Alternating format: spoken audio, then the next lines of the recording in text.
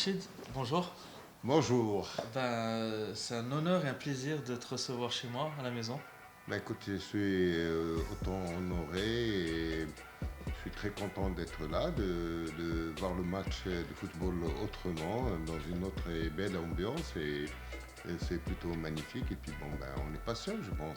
Et en plus, le Puskás Arena, c'est le seul stade qui a une capacité de 100% de public, donc là on Et va se régaler. il est plein. Hein. Ouais. Il n'y a pas le Magana, mais... En tout cas, la Magana, c'est dans le cœur. Alors, première question, comment tu vas? Je vais très bien. Tant que le Raja va bien, je vais bien. On est presque en fin de confinement plutôt et on rentre dans une période progressive de déconfinement. Ça me convient parfaitement. Alors, en parlant de la Coupe Mohamed VI, on s'était vu il y a quelques temps, normalement c'était prévu pour mars-avril, finalement c'est décalé à août, c'est ça? Et là, c'est la date du 1er août qui coïncide avec l'anniversaire de Sa Majesté et ça nous honore et ça nous met beaucoup plus de raisons pour aller remporter cette coupe et qu'elle puisse rester chez nous au Maroc et à notre grand royaume. Moi j'ai vu un Raja plutôt pas mal offensivement, notamment avec des joueurs comme Malongo et Rahimi. Toi en tant que président, comment tu vois la chose? J'imagine que tu dois être très fier de ton boulot. Je suis très très fier, très satisfait de nos deux grands joueurs, que ce soit Rahimi ou Malongo, mais c'est surtout une grande équipe qui est derrière, qui fait du travail et sans la compétence, la qualité et la volonté et des grands joueurs du Raja, du milieu de terrain, de la défense. Le Raja de Casablanca, c'est un esprit, c'est un ensemble.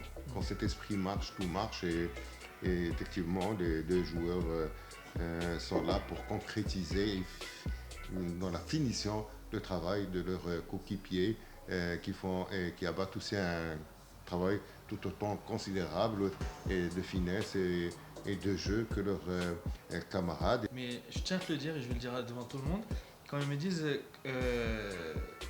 que penses-tu du président? Je dis que à part l'humain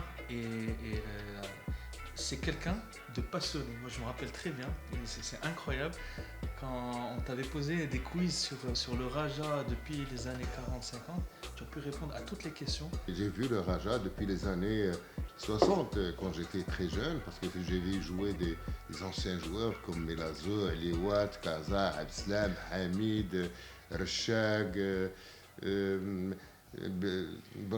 Baj, Imani, Amani, Abslam. Enfin, j'ai dû citer les joueurs. Al-Khaldi, bien sûr, qui était mon voisin. Je suis un garçon d'Absestan, je suis né Rajaoui, et puis la passion m'est venue peut-être un peu très tôt. On va passer à l'Euro. Là, on est en train sur un gros match Portugal-France. Tu as un pronostic pour ce match, Portugal-France? J'ai pas de pronostic parce que Compliqué. C'est assez compliqué. Ouais, Il y a de plutôt toute façon. France ou Portugal? Oui, je suis France et je suis Portugal aussi. J'ai fait mes études en France. J'ai vécu 10 ans en France et j'ai beaucoup d'amis portugais. C'est des amis architectes avec lesquels je voyage, avec lesquels on se voit beaucoup, on passe beaucoup de vacances ensemble. J'ai toujours rêvé de faire ça, de montrer la composition. Oui, la composition est là, mais si tu étais aujourd'hui l'entraîneur, le coach de Portugal, comment cette énigme aurait pu être résolue pour vous? Écoute, il joue en 4-3-3. Il joue en 4-3-3 avec un milieu assez technique avec Renato Santos-Moutinho. Ouais. Ronaldo est en pointe avec Diego Jota de Liverpool et Bernardo Silva de Manchester City.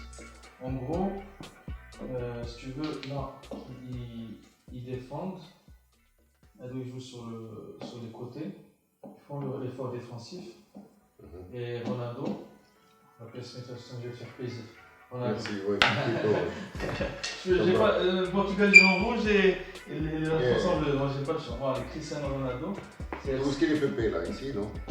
Ouais, Pépé, Ah ouais, non, Pépé, ah ouais. Tu aimes bien Pépé? Oui, j'aime bien. Ouais, Pépé.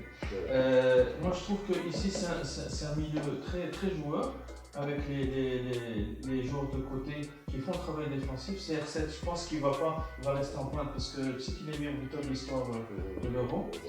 Et en face, tu as la France. Alors, tu as son ami Benzema. Et là, tu as un milieu très récupérateur avec Kanté et Pogba. Et Griezmann, c'est sa meilleure position, c'est en 10. Alors, la seule nouveauté, c'est qu'il a mis Koundé, le joueur de CCV, arrière droit, et Tolisso, qui est plutôt un milieu relayeur, arrière droit. Milieu droit. Pourquoi? Parce que c'était la formation qui marchait à la Coupe du Monde 2018. Tu vois, donc Tolisso, à l'époque, il avait Matuidi. Donc il aime bien avoir un joueur défensif pour pouvoir contrer les allers-retours. Voilà. Surtout que ici, donc si tu as Thiago Jota et tu as Guerrero, avec Dortmund, tu te rappelles, c'était le grand mondial d'Al-Hakimi. Voilà. Moi, je pense que le Portugal va attaquer. Ils vont attaquer vraiment. Mais s'ils perdent aujourd'hui le Portugal, ils sont éliminés. Hein. Ouais, ils sont éliminés. Et s'ils sont au match nul, ils sont. Et on va voir, c'est les 4 meilleurs troisièmes. Mais moi, ce que je pense que les Portugais vont attaquer et que les Français vont les attendre, tu vois, en bloc bas. Ouais. Et avec Mbappé, la course de Mbappé, Griezmann et Benzema, tu sais, ils se relaient. Donc, je pense que c'est ça la clé du match. J'ai les compétences pour être entraîneur de Raja un jour dans quelques années. Ben écoutez, avec un peu plus de visionnage, de matchs, d'expérience, pourquoi pas, il faut être ambitieux. Bah oui, il faut être ambitieux. Merci Président. Qu'est-ce que tu penses d'un joueur comme Kylian Mbappé? Un joueur, d'abord, une grande révélation, très très jeune, beaucoup d'avenir.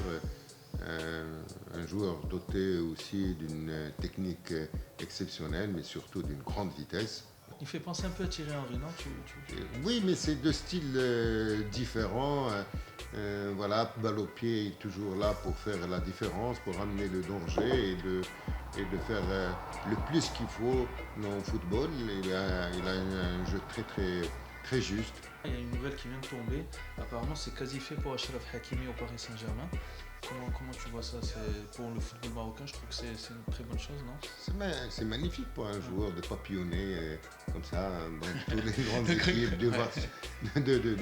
de Real, maintenant au Paris Saint-Germain. Et puis il se rapproche beaucoup plus de nous. Il était en Italie, mais être en France, c'est encore plus proche du Maroc et encore plus pour le Paris Saint-Germain.